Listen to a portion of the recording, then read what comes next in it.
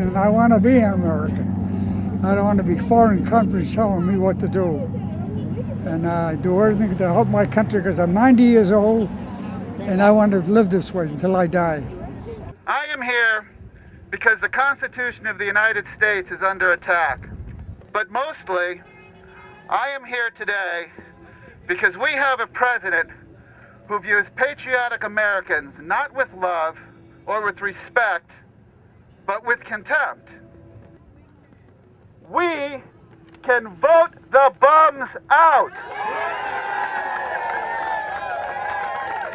Government is getting way too big. It's not respecting the will of the people. They just passed that health care bill. They didn't even know that Congress was covered under it. They're all upset about that now. We had bailouts. We had takeover of GM.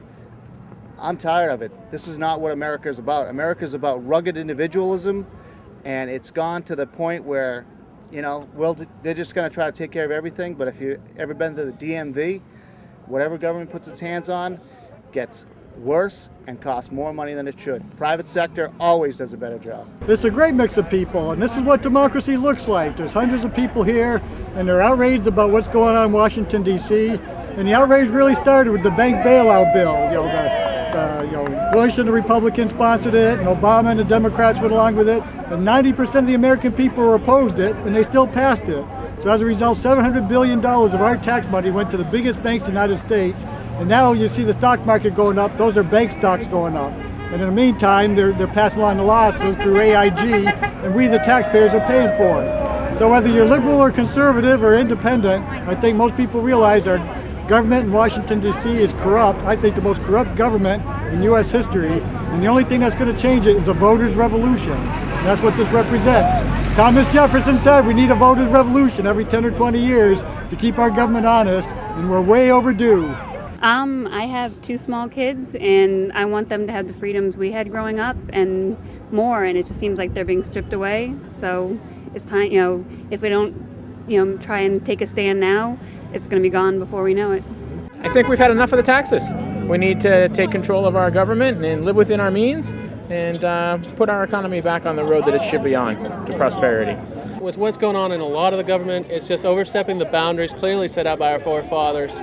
We need to get back into the writings of Patrick Henry, Thomas Jefferson, because everything we're doing is so against what they were saying. I would love to see small government restored to this country, give our lives back, give us our money back, give us a future for our children, and the America that the founders intended. I think we've had too much of the same old over the years. The state's in a mess. We have a $3 billion deficit.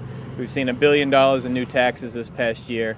And here on the Cape, we have double-digit unemployment in every single town. And it's just unacceptable to me. Coming out with the people who share the same values that I do, people who are concerned about the size, scope, and cost of government, the people who believe that the federal government is expanding beyond their constitutional powers, whether it be the takeover of the auto industry, the takeover of the healthcare industry, or perhaps what the president is talking about next, making amnesty for illegal immigration. People are concerned about what federal government is doing under this administration, and the same values that I have are the same values that the people who come to these Tea Party rallies are, and they're the reasons I'm running for Congress. So these are my people, and I'm happy to be here today.